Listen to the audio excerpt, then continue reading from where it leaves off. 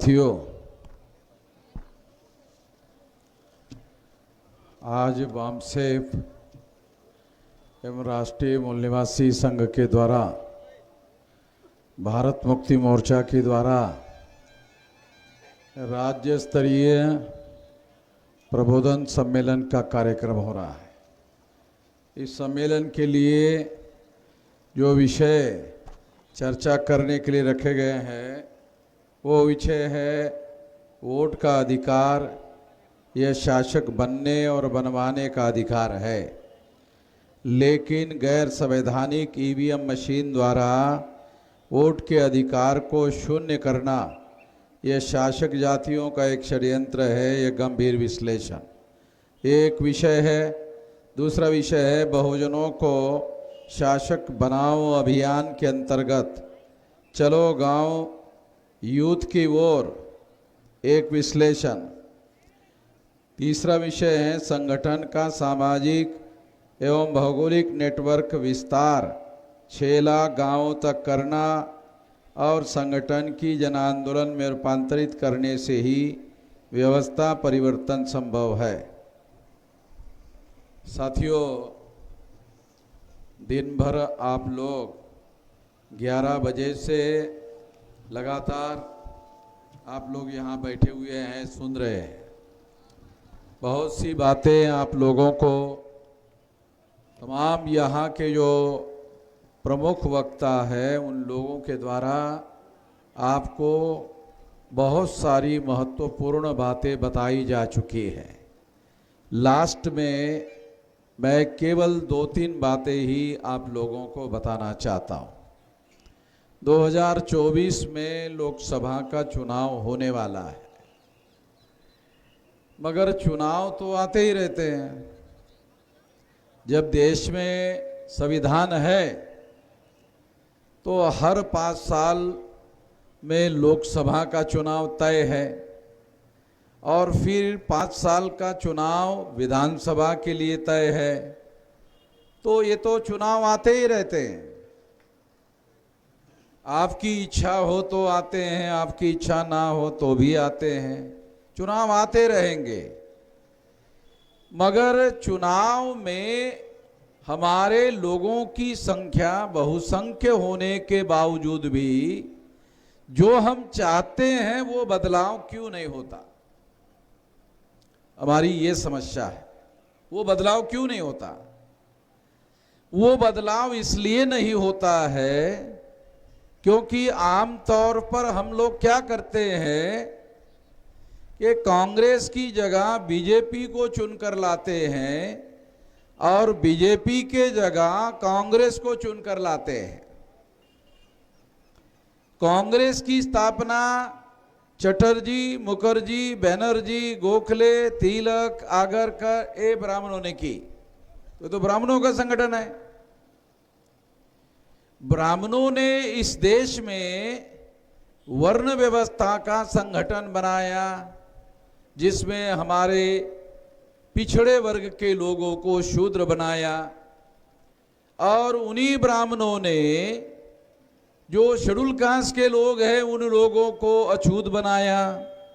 उन्हीं लोगों ने आदिवासियों को जंगलों में रहने के लिए मजबूर किया। उन्हीं लोगों ने महिलाओं को दास बनाया और उनको हक और अधिकार से वंचित किया। ये सारा का सारा काम उन ब्राह्मण लोगों ने किया। जब उन ब्राह्मण लोगों ने किया तो उन्होंने ब्राह्मणों का नाम बदल गया है। ब्राह्मणों का नाम बदल गया है। आप लोगों को मालूम नहीं हुआ, ब्राह्मणों का नाम बदल गया। क्या हुआ? ब्राह्मण का नाम हो गया कांग्रेस। अब आपको क्या लगता है? कांग्रेस तो अलग है ना। हमारे लोगों को क्या लगता है? कांग्रेस नहीं, अलग है। एक ब्राह्मण का नाम बदल गया, एक कांग्रेस हो गया। ब्राह्मण का एक दूसरा नाम हो गया भाजपा। ये ब्राह्मण का ही नाम है। तो इसलिए हम लोगों को ये समझना होगा कि जब पार्टियों का, संस्थापक पार्टियों को निर्माण करने वाले लोग ब्राह्मण हैं। तो आप लोगों को भ्रम पैदा करने के लिए, हमारे लोगों में भ्रम पैदा करने के लिए एक बैकवर्ड को ब्राह्मणों ने देश का प्रधानमंत्री बना दिया है। अभी करंट डेवलपमेंट, एक ब्राह्मण को देश का प्रधानमंत्री बना दिया। तो हमारे लोगों को क्या लगता है? तो हमारे लोगों को लगता है, मेश्राम जी, आप कहते थे कि बैकवर्ड को जाति आधारित गिनती करने का है, फिर संख्या का पता चलेगा, फिर हमारे लोग जागृत होंगे, फिर हमारे लोग प्रधानमंत्री होंगे। प्रधानमंत्री तो हो गया, अब क्या जरूरत है?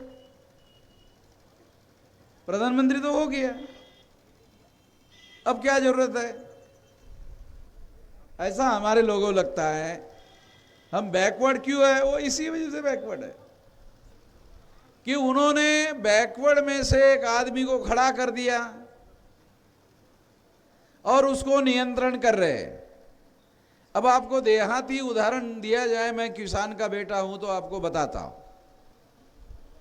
गाड़ी को दो बैल जोड़े जाते हैं, जूते जाते हैं, और दोनों बैलों की रस्सी वो गाड़ी चलाने वाले के हाथ में रहती है। बैल तब तक आगे बढ़ता है जब तक वो रस्सी अपने हाथ में रखने वाला जो आदमी है, तब तक वो बैल को आगे जाने देता है। तो ये देश का जो प्रधानमंत्री है, ये ब्राह्मणों के द्वारा रखा हुआ एक बैल है। ये बैल है। आप बोलेंगे नहीं, इतना वो अपमानजनक बात नहीं बोलना चाहिए प्रधानमंत्री के लिए। हमें भी कभी कभी ऐसा लगता है कि नहीं बोलना चाहिए, मगर क्या करें कि वो जो प्रधानमंत्री है, वो प्रधानमंत्री वो कहता रहता है कि हम नीच जाति के हैं, पिछड़े वर्ग के हैं, मगर पिछड़े वर्ग के लिए 10 साल प्रधानमंत्री बनाने के बाद भी उसकी गिनती करने का भी काम नहीं किया। पिछड़े वर्ग का होकर भी उसकी गिनती करने का भी काम नहीं किया। पिछड़े वर्ग का है ऐसा बोलता है, मगर उसकी गिनती करने का काम नहीं किया।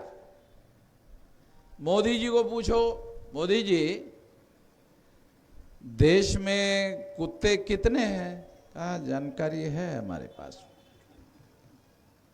अच्छा, उसमें काटने वाले कुत्ते? हाँ, इसकी भी जानकारी है हमारे पास। अच्छा, सज्जन कुत्ते कितने हैं? अब आप लोगों ने पहली बार सुना होगा, कुत्ता भी सज्जन होता है? हाँ, सज्जन होता है। अब आप लोगों को सज्जन कुत्ता कौन होता है? जो ना काटने वाला कुत्ता, वो सज्जन कुत्ता होता है। जो काटने वाला कुत्ता है, वो कुत्ता जो है वो काटने वाला होता है, उसको कोई आदमी सज्जन नहीं बोलता है।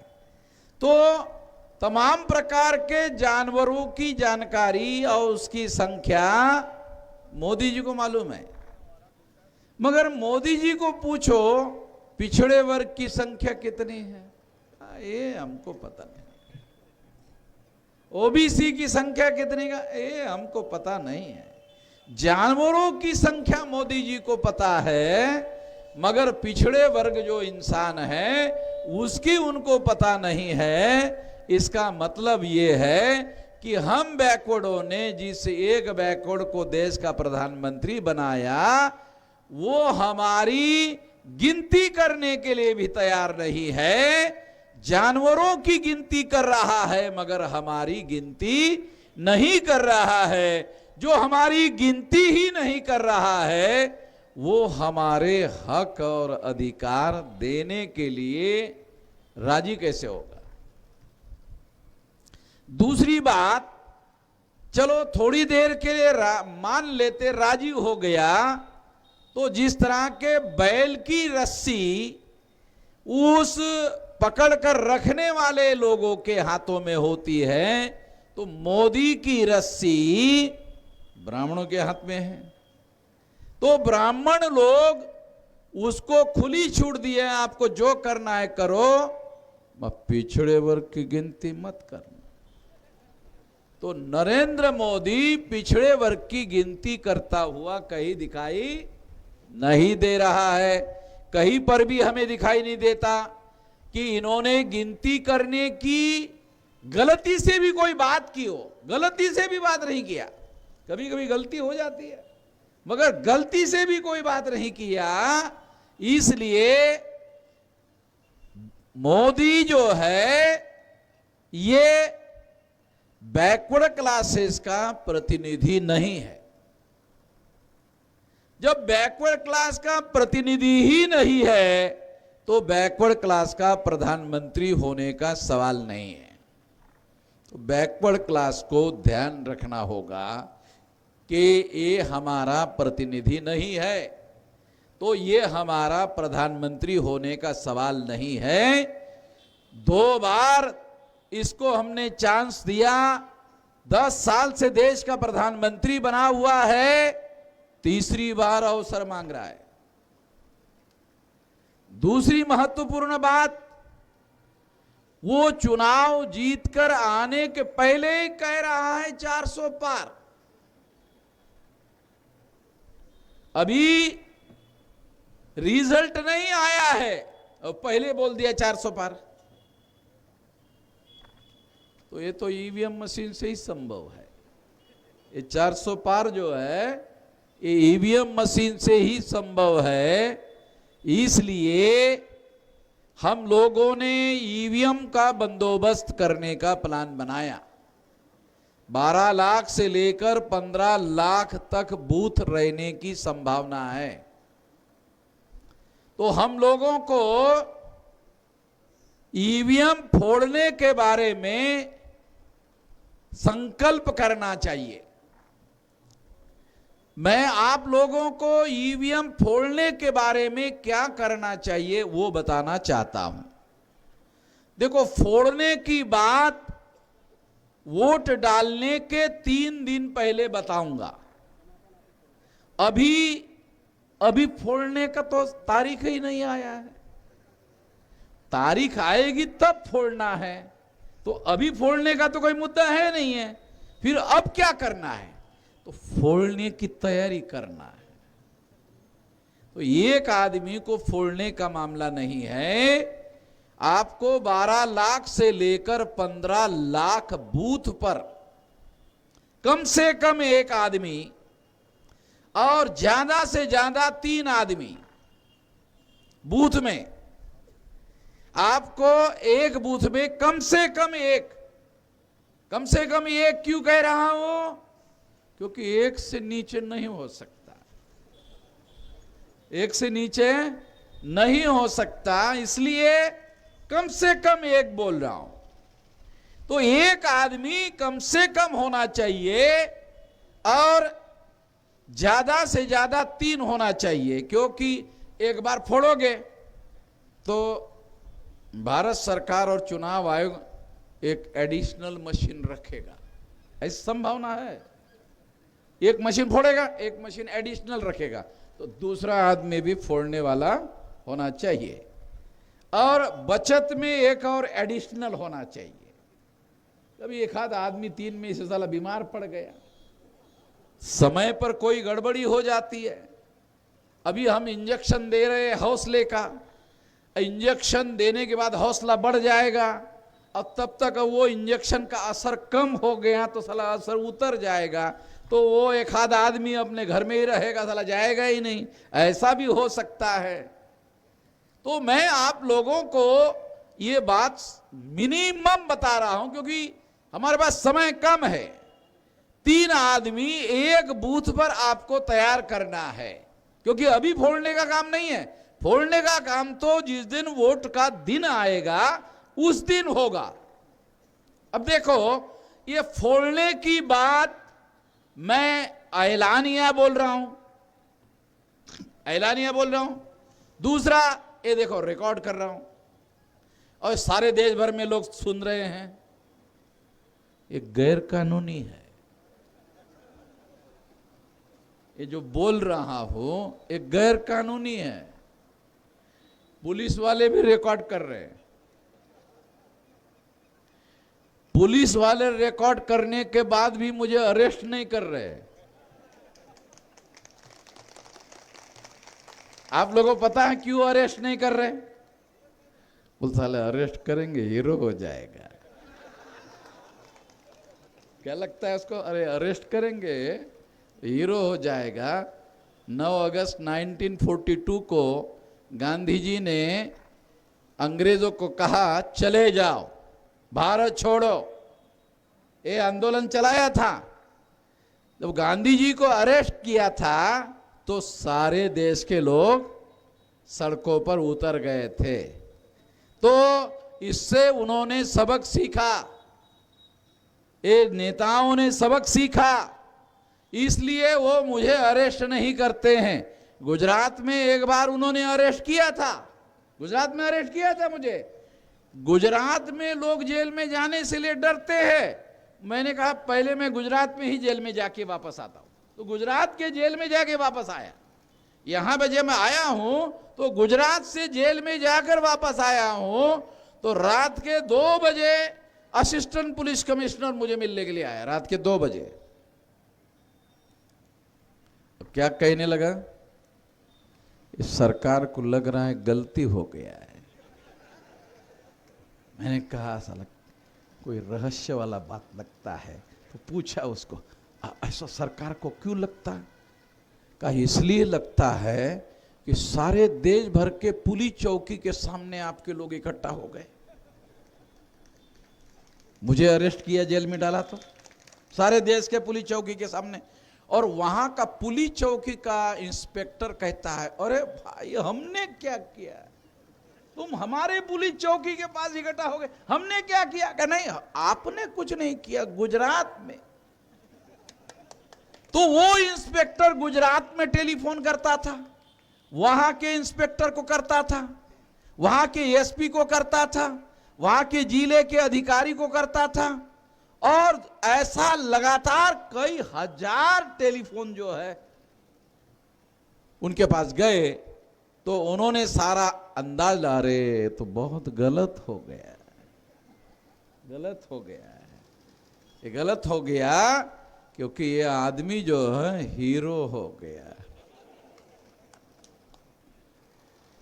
तब से वो मुझे अरेस्ट ही नहीं करते, तब से मुझे अरेस्ट ही नहीं करते हैं। मैं तो एक टांग पर अरेस्ट करने के लिए तैयार रहता हूं, मगर दोनों टांग में भी नहीं करते हैं। एक टांग तो छोड़ो, मैं आपको बताना चाहता हूं कि हम लोग ईवीएम फोड़ने की बात जो बाद में हमको करनी है, अभी हम लोगों को ईवीएम फोड़ने वाली कमेटियां बनाओ। इस सारे देश भर में ईवीएम फोड़ने वाली कमेटियां 12 लाख से लेकर 15 लाख बूथ रहेंगे, इतनी कमेटियां बनानी है। सारे देश भर में यह कार्यक्रम चल रहा है। ये कार्यक्रम केवल आपके अंबेडकर नगर में नहीं चल रहा है, ये सारे देश भर में चल रहा है। और लोग अपने अपने इलाके में इस तरह की कमेटियां बनाने का काम शुरू हो गया है। वो जो कमेटियां बनेगी वो तो संगठन बनेगा। ईवीएम फोड़ने का 3 दिन पहले आपको आदेश आ सकता है, नहीं भी आ सकता। 2 बातें। अच्छा, आ सकता क्यों? अगर उन्होंने बैलेट पेपर पर चुनाव नहीं करवाया तो आ सकता है। मतलब सारी बातें आप लोगों के दिमाग में कंफ्यूजन नहीं रहना चाहिए, इसलिए मैं आसानी से आपको समझा रहा हूं कि अगर चुनाव आयोग ने बैलेट पेपर पर चुनाव करवाने का ऐलान नहीं किया तो मेरा आदेश आएगा, कंफर्म है, पक्का है। पहले मैं एक ही बात करता था, अभी दो बात करता हूं। दूसरी बात क्यों कर रहा हूं? क्योंकि मुझे अंदर से जानकारी मिली कि बैलेट पेपर का भी ट्रेनिंग चल रहा है।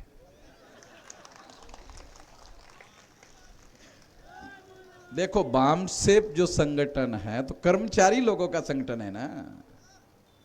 कर्मचारी लोगों को चुनाव आयोग ने काम पर लगाया है, उसमें बामसेफ के लोग भी है। बामसेफ तो हर जगह सीआईडी की तरह घुसा हुआ है ना। तो उधर से मुझे जानकारी आई, टेलीफोन आया, मेश्राम जी ईवीएम के साथ साथ बैलेट पेपर का भी ट्रेनिंग हो रहा है। मैंने कहा साला दो दो ट्रेनिंग क्यों हो रहा है? कहा ये मुझे समझ में नहीं आ रहा है, मगर दो दो ट्रेनिंग हो रहा है। तो मुझे समझ में आ रहा है, उसको समझ में नहीं आ रहा है कि दो दो ट्रेनिंग क्यों हो रहा है। चुनाव आयोग को क्या लगता है, अभी से घोषित करेंगे कि बैलेट पेपर पर चुनाव करना है तो सारे देश भर में आप लोग जो है बहुत ज्यादा उत्साह से अपना अपनी जगह पर कार्यक्रम लगा दोगे कि हमारी जीत हो गई, जीत हो गई, जीत हो गई। ऐसा कर सकते हैं ना हमारे लोग, समाज के लोग। तो ये वो आपको करने देना नहीं चाहते हैं, इसलिए समय पर करने की सोच रहे हैं। तो ये जानकारी की वजह से दो बातें बता रहा हूं। एक बात तो ये है कि फोड़ने का हमारा कार्यक्रम पक्का है, मगर ये मैसेज आपको 3 दिन पहले दिया जाएगा। हो सकता है 3 दिन पहले ही खबर आ जाए कि बैलेट पेपर पर हो रहा है, ऐसा हो सकता है। तो तब तक आप लोगों को तैयारी करना है बूथ फोड़ने वाली कमेटी। और बूथ फोड़ने वाली कमेटी आपके इलाके में आपने बनाया तो कोशिश करो कि आपने कमेटी बनाया वो लीक कर दो।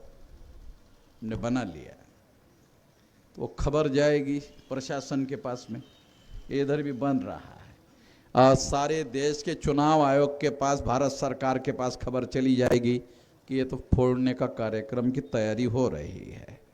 ऐसा होते ही ईवीएम मशीन चली जाएगी, बैलेट पेपर आ जाएगा। दूसरी महत्वपूर्ण बात मैं आपको बताना चाहता हूं, चुनाव का जो कानून है उसमें बैलेट पेपर पर चुनाव नहीं होगा ऐसा कोई कानूनन बंधन नहीं है। आज भी चुनाव के एक कानून में बैलेट पेपर से भी चुनाव हो सकता है। एक कानून में अभी भी व्यवस्था वैसे के वैसे ही है। चुनाव आयोग अगर फैसला कर ले बैलेट पेपर कानून में व्यवस्था पहले से है, ईवीएम भी और बैलेट पेपर भी। इसलिए हम ऐसा कोई काम नहीं कर रहे हैं जिसे गैर संवैधानिक कहा जाए।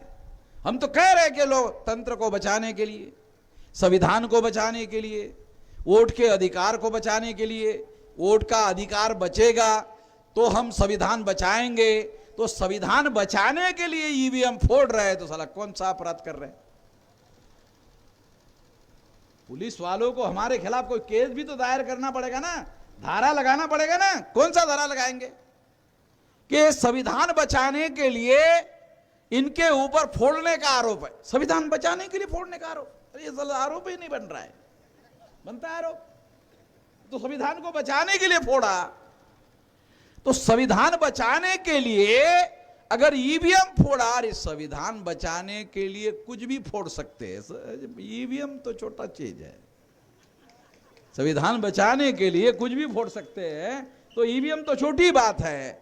इसलिए साथियों मैं आपको बताना चाहता हूं कि ये हमारे आजादी का आंदोलन है। 1848 से लेकर 1956 तक हमारे महापुरुषों ने लड़ाई लड़कर वोट का अधिकार हासिल किया। तो वोट का अधिकार शासक चुनने का और शासक बनने का, दो अधिकार है। शासक चुनने का, शासक बनने का। तो 84 तक हमारे लोगों ने चुनने का काम किया, दूसरे को चुनते रहे। और 84 में काशीराम जी ने बहुजन समाज पार्टी बनाई। 14 अप्रैल 84 को काशीराम जी ने बहुजन समाज पार्टी बनाई और ऐलान किया कि शासन करती जमात बनना हमारा उद्देश्य है। जो बाबा साहब ने कहा उसके लिए पार्टी बनाई। तो 84 में हम लोगों को ये बात समझाने का काम काशीराम जी ने किया कि अब हम लोग अपने वोट के अधिकार का उपयोग दूसरों को चुनने के लिए नहीं करेंगे, तो शासक बनने के लिए करेंगे। ये बात 84 में काशीराम जी ने कही और उत्तर प्रदेश में प्रायोगिक तौर पर करके दिखाई। जो चीज पहले हमारे लोग ऐसा मानते थे, ऐसा हो नहीं सकता, वो यूपी में प्रयोग के तौर पर काशीराम जी ने करके दिखाई। उसी तरह से सारे देश भर में एक काम किया जा सकता है। और इसके लिए मैं अपने उम्र के 18 साल 3-4 महीने की मेरी उम्र थी, तब से एक विशाल संगठन बनाने के काम में लगा हुआ हूं। 18 साल 3-4 महीने की मेरी उम्र थी, तब से आज मेरी उम्र 67 साल की है। तो इसका मतलब ये है कि 49 साल से मैं संगठन शक्ति निर्माण करने के काम में लगा हूं। तो 36 में से 32 राज्यों में हमने संगठन बनाया। 36 में से 32 राज्यों में संगठन बनाया और ये 32 राज्यों से 500 लोकसभा की सीटें चुनकर जाती है। सरकार बनाने के लिए केवल 272 चाहिए। हमारा संगठन 500 लोकसभा में कार्यरत है। आज के तारीख में सरकार बनाने के लिए केवल 272 चाहिए। तो इतना लंबा समय लगाकर इतनी बड़ी ताकत, संगठित शक्ति हमने निर्माण की है। अब आप लोगों को आसान काम है, जो मैं कर चुका हूं, अब उसका उपयोग और प्रयोग करने का कार्यक्रम शुरू है। ये तो संगठन शक्ति हमने निर्माण कर दिया है, अभी उस संगठित शक्ति का उपयोग जो पढ़े लिखे लोगों को जगाने का, जोड़ने का और संगठित शक्ति निर्माण करने का काम था, वो हो गया। अभी उस संगठित शक्ति का उपयोग मासेस, जो साधारण लोग हैं, उनको सारे देश भर में इकट्ठा करने का हम लोग अभियान चला रहे हैं। सारे देश भर में चला रहे हैं। तो सारे देश भर में ये जो इकट्ठा करने का अभियान हम लोग चला रहे हैं, इस अभियान के तहत अब बहुत बड़ी बड़ी रैलियां सारे देश भर में हो रही है। ये भी एक बड़ी रैली है। तो इस तरह से ये एक बड़ी तैयारी जो है हमारे लोगों को सारे देश भर में, मासेस को, कि जो हमारे महापुरुषों के द्वारा हक और अधिकार हासिल किया गया, उसमें एक अधिकार वोट का अधिकार है, जिसका आपको उपयोग और प्रयोग करना है। कोई तलवार चलाना नहीं है, कोई चाकू, छुरी, बंदूक, गोली नहीं चलाना है। आपको कुछ नहीं करना है, ऐसा दबा देने का है, और कुछ करना ही नहीं है। कुछ चाकू, छुरी, तलवार, बंदूक, गोली कुछ नहीं चलाना है। इतना आसान काम है। और अगर सारे देश भर में अगर 30-35% लोग अगर ऐसा कर देते हैं, 100% भी नहीं, तो भी ये काम सारे देश भर में होगा। 500 जिलों में 625 जिलों में 500 लोकसभा में संगठन पहुंचा दिया है। अभी आने वाले समय में 2 काम हमको करने हैं। ये काम आपको करो, जो बहुत आसानी से आप कर सकते हो। कौन सा?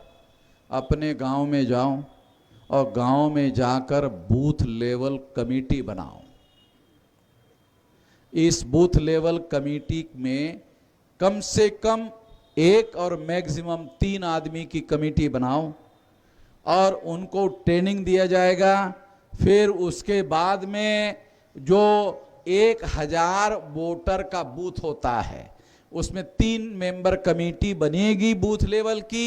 उसके बाद सोशल नेटवर्किंग होगा, यानी schedule caste, most backward schedule caste, extreme backward schedule caste. तो शेड्यूल कास्ट के जो वोटर है उसमें 3 कमेटियां बनाओ 1000 वोटर में। फिर शेड्यूल ट्राइब, अगर उस इलाके में शेड्यूल ट्राइब आदिवासी है तो schedule tribe, most backward schedule tribe, 2 कमेटियां बनाओ। जो तीसरा है नॉमेडिक ट्राइब, ये 6 नंबर का हो जाएगा, ठीक है, 6 कमेटियां हो जाएगी। फिर उसके बाद एमबीसी 7, फिर ओबीसी 8, फिर उसके बाद 8 हो गया, मुस्लिम, सिख, ईसाई, बुद्धिस्ट, जैन, लिंगायत 6, 8 और 6 14। 1000 वोटर में 14 सोशल नेटवर्किंग की कमेटियां बनेगी। जो हमारे कार्यकर्ता है वो इस बात को समझ ले, जो क्राउड है वो भी समझ ले कि 1000 बूथ में 1000 का जो बूथ होगा वोटर का, उसमें एक कमेटी होगी, मेन बूथ कमेटी, उसमें सोशल नेटवर्किंग की 14 कमेटियां होगी। शेड्यूल कास्ट की, शेड्यूल ट्राइब की, ओबीसी की, माइनॉरिटी की 14 कमेटियां होगी। 14 कमेटियां होने से जानते हो क्या होगा? एससी, एसटी, ओबीसी और माइनॉरिटी के जो वोट है वो सारे वोट आपके झोली में पड़ेंगे। एक वोट नहीं, सारे वोट पड़ेंगे। और इसके लिए आपको कोई खर्चा नहीं करना होगा। चुनाव जब आता है तब लोग बूथ तैयार करते हैं, नहीं, गलत बात है। 5 साल तक बूथ तैयार करो, 5 साल तक बूथ के अंदर सोशल नेटवर्किंग की कमेटियां बनाओ। 5 साल तक चुनाव की तैयारी, चुनाव जीतने की तैयारी 5 साल तक करो। जब चुनाव आएगा कोई खर्चा करने की जरूरत नहीं है। जो बूथ में आपको वोट देने वाले लोग हैं वही नोट देने का काम करेंगे, वोट भी देंगे, नोट भी देंगे। एक कार्यक्रम का श्री राम जी ने चलाया है, 1 वोट 1 नोट, ये भी कार्यक्रम चलाया। तो बूथ लेवल का काम करने के लिए जो पैसा लगेगा वो पैसा भी बूथ के लोग ही खड़े करेंगे।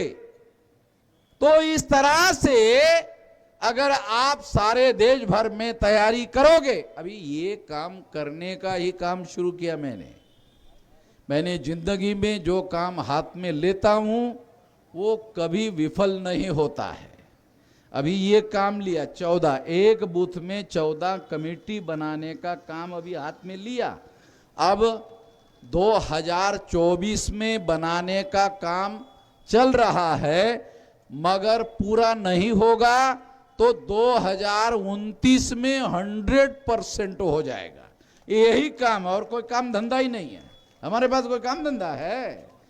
ऐसे ही लोग अगर सारे देश भर में केवल 10,000 नौजवान तैयार हो जाए, ज्यादा नहीं, 10,000 नौजवान तैयार हो जाए तो सारे देश भर में 12 लाख से लेकर 15 लाख बूथ और उसके अंतर्गत सोशल नेटवर्किंग की कमेटियां अगर बन जाती है तो आप सुनकर हैरान हो जाओगे, शांतिपूर्ण तरीके से देश में क्रांति हो जाएगी, शांति से क्रांति हो जाएगी।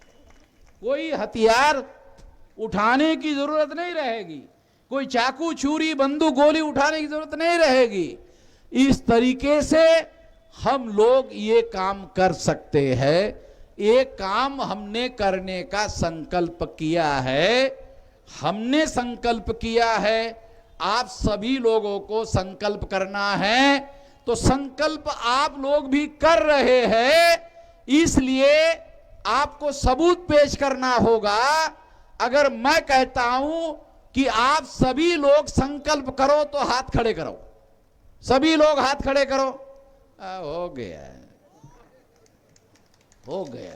जब आपने खड़ा कर लिया है तो अपने अपने इलाके में ये छोटा छोटा काम करना है, बहुत बड़ा बड़ा काम नहीं करना है, अपने अपने हिस्से का करना है। हर एक आदमी को अपने अपने हिस्से का करना है और ज्यादा बड़ा करना नहीं है। तो सब लोग मिलकर करें। आपको जो भी डिफिकल्टी आएगी, प्रॉब्लम आएगी, हम लोग, हमारे कार्यकर्ता हर जगह रहेंगे, उसका समाधान किया जाएगा। बस ये करो। हमारी कोई मांग नहीं है, किसी सरकार से हमारी कोई मांग नहीं है। साला सरकार ही अपनी बनाने का काम है, तो मांगने का काम कहाँ है? तो हम मांगने वाले लोग नहीं है। हमारी संख्या ज़्यादा है, लोकतंत्र में हमारे वोट ज़्यादा है, तो हमारी सरकार बनाने लायक है। जब सरकार बनती है तो सरकार देने लायक होती है। जो भी मांगने वाला होता है उसको देने लायक सरकार होती है। तो हम लोग तो सरकार बनाने की बात कर रहे हैं, हम तो देने वाले की बात कर रहे हैं। हम लोग मांगने वाले नहीं रहना चाहते हैं। मांगने वाले का मतलब समझते हो ना? है? मांगने वाले है? मांगने वाले का मतलब भिखारी। भिखारी नहीं भाई, शासक बनने का ताकत, वोट का अधिकार बाबा साहब आम्बेडकर हम दे चुके हैं, तो हमारे अंदर है। केवल उसका उपयोग और प्रयोग करने की जरूरत है। अगर आप ऐसा करते हो तो ये आने वाले समय में हो जाएगा। और अगर कोई बुढ़ा आदमी मेरी सुन रहा है तो ये काम 2029 तक पूरा हो जाएगा। तारीख भी बता रहा हूं, 29 तक हो जाएगा। तो वो बुढ़ा आदमी अगर सुन रहा हो, मरेगा नहीं, मरेगा ही नहीं। क्यों नहीं मरेगा? बोलता 29 तक तो बात है, फिर तो मैं जी लूंगा। जैसे गांव में कभी कभी क्या होता है कि जो बाप है, माँ है, मरने को लिटी हुई होती है, खाट पर, बेड पर होती है ना। बोलता है नहीं, मेरा बेटा दिल्ली में नौकरी करता है, उसका आखिरी बार एक बार मुंह देखना चाहता हूँ, चाहती हूँ। होता है ना गांव में। तो किसी तरह से उसको भागते भुगते उसको गांव में लाया जाता है और आखिरी बार उसको वो माँ देखती है, देखकर ही आंख लगा लेती है। तो उम्मीद पर दुनिया कायम होती है। तो ये जो उम्मीद मैं आपको 29 तक दे रहा हूं, तो जो बुढ़ा है वो भी नहीं मरेगा, वो 29 तक तो जी लेंगे। तो ठीक है, तो वो जी भी लेगा और वोट डालने के बाद जाएगा, वोट के पहले नहीं जाएगा। वोट डालेगा फिर जाएगा, देखेगा सारा बदलाव हो गया। बहुत आसानी से ये सारा काम हम लोग कर सकते हैं। ऐसा करने के लिए आप अपने आप को तैयार करिए। इतने तरीके से ये काम किया जा सकता है, साधारण तरीके से ये काम आप करेंगे। इस आशा और विश्वास के साथ आपने मेरी बात ध्यान से सुनी, इसके लिए आभार, धन्यवाद।